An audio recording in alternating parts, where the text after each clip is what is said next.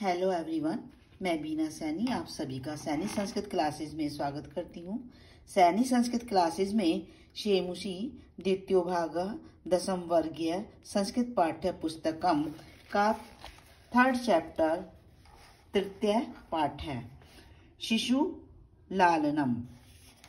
प्रस्तुत पाठ है कुंदनमाला इति नाम्नो दिङ्नाग विरचितस्य संस्कृतस्य प्रसिद्ध नाटक ग्रन्थस्य पंचम अंकात् संपादनं कृत्वा संकलितो अस्ति। प्रस्तुत पाठ जो है ये संस्कृत वाङ्मय के प्रसिद्ध नाटक कुंदमाला के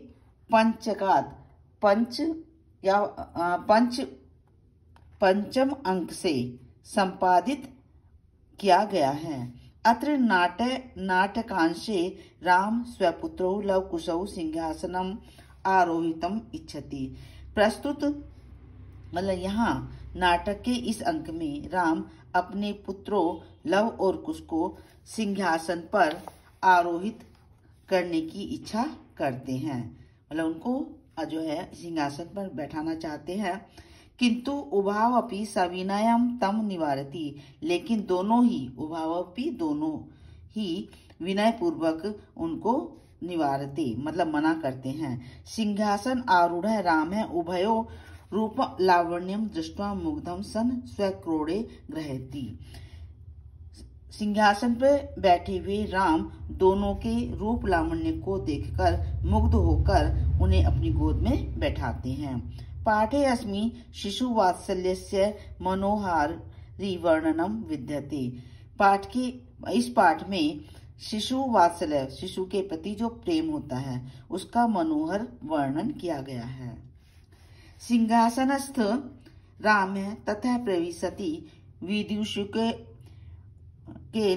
उप आदिश्यमान मार्गो तापसो कुशलवो। सिंहासन पर राम बैठे हुए हैं, वहां पर विदूषक प्रवेश करते हैं राम और कुश और लव को जो है मार्ग दिखाते हुए। विदूषक है इत आर्यो, इधर से आइए। कुश लवो रामम उपसत्य प्रणम्य च। लव और कुश राम को प्रणाम करते हैं। अपि कुशलम महाराजस्य, महाराज की कुशलता चाहते हैं या फिर आपकी कुशलता पूछते हैं। राम है युष्मद दर्शनात् लव कुशम इव। युष्मद आप दोनों के दर्शन से ही कुशल हो गए। भवतो किम वयम अत्र कुशल प्रश्नस्य भाजनम एव। आप दोनों का भी हम यहाँ कुशल प्रश्न के भाजन है या पात्र हैं, मतलब हम आपका भी जो है कुशल मंगल जान सकते हैं। न पुनरअतिथि जन समुचितस्य कंठ आलेश्य, मतलब उन्होंने कहा कि जब अतिथि आते हैं तो समुचित रूप से उनको गले नहीं बल्कि परिविश्य अहो हृदयग्राही स्पर्श है। परिविश्य मतलब उन्हें उनका आलिंगन करके उनको हृदय स्पर्श करना चाहिए, उनको गले लगाना चाहिए। उभौ दोनों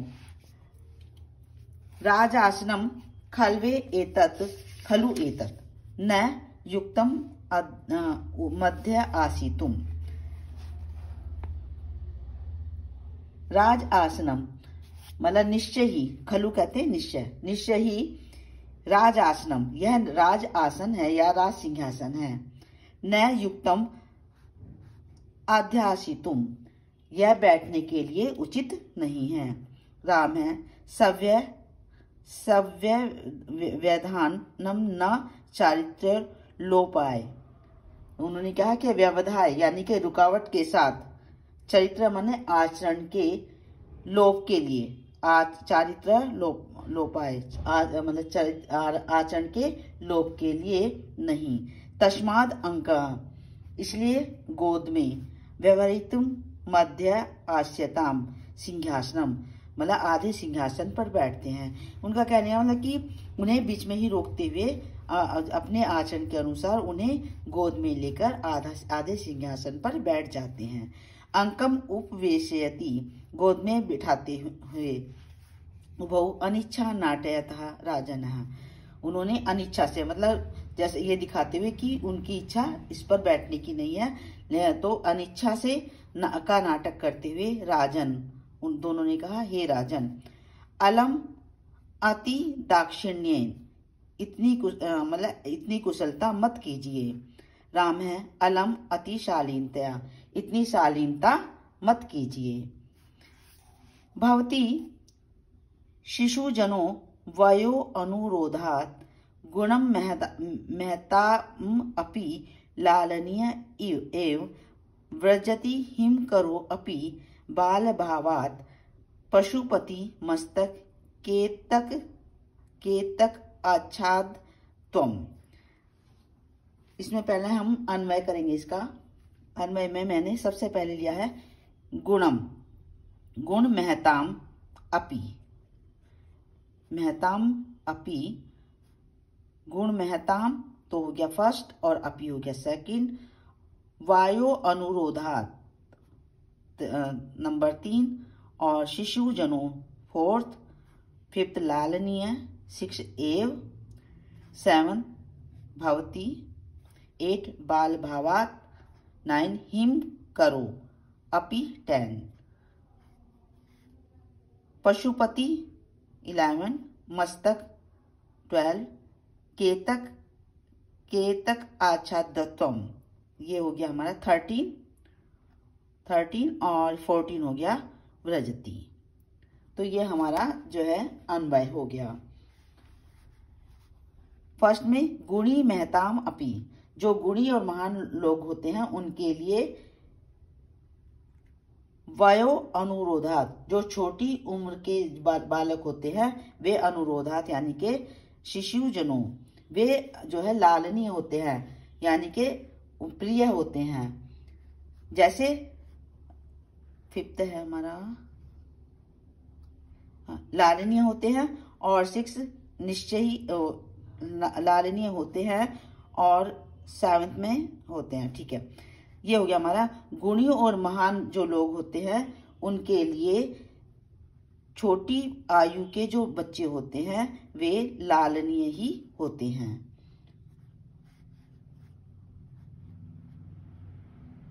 बाल भावात, मतलब बचपन के कारण, बालक होने के कारण जो है बच्चे वे लालनीय होते हैं। हिम करो अपि, हिम करो कहते हैं चंद्रमा शिव जी के मस्तक पर सुशोभित होते हैं। पशुपति शिव के मस्तक पर केतक आच्छादित, जो केतकी के पुष्प होते हैं उनके चूड़े के समान जो है चंद्रमा माथे पर ही सुशोभित होते हैं। राम है, ऐसा भवतो सौंदर्यम अवलोक जनितेन कौतूहलेन पृच्छामि। राम कहते हैं, ऐसा भवतो, आपके इस सौंदर्य को देखने से उत्पन्न कौतूहल के कारण पूछता हूं। क्षत्रिय कुलम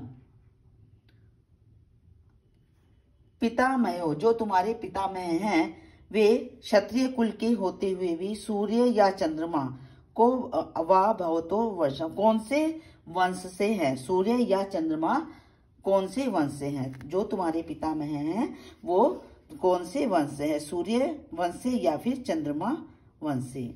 लव है भगवान शास्त्र अदिति की, वो कहते हैं कि श्री राम को कि भगवान वो सूर्य वंश के हैं। राम है, कथम अश्मत समान है अभिजनो समृतो, के तुम हमारे ही समान कैसे हो गए, तुम दोनों जो है हमारे ही कुल, हमारे समान कुल के से उत्पन्न हो गए। विदूषक है, विदूषक ने कहा किम द्वयो अपि एकम ए प्रतिवचनम, क्या दोनों ही एक ही प्रकार से बोल रहे हैं या दोनों के वचन एक ही जैसे हैं।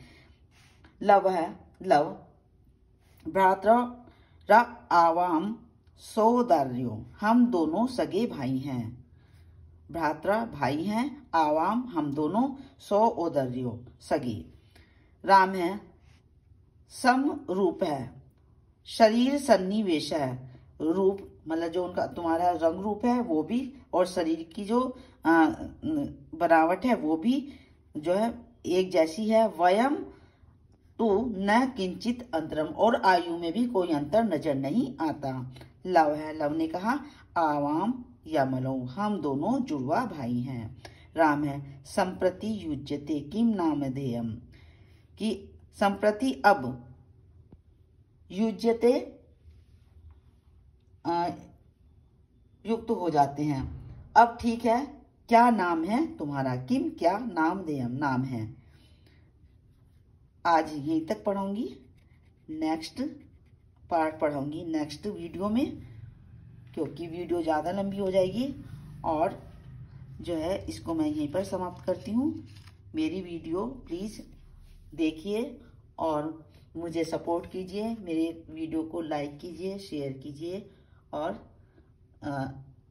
सब्सक्राइब कीजिए। Thank you.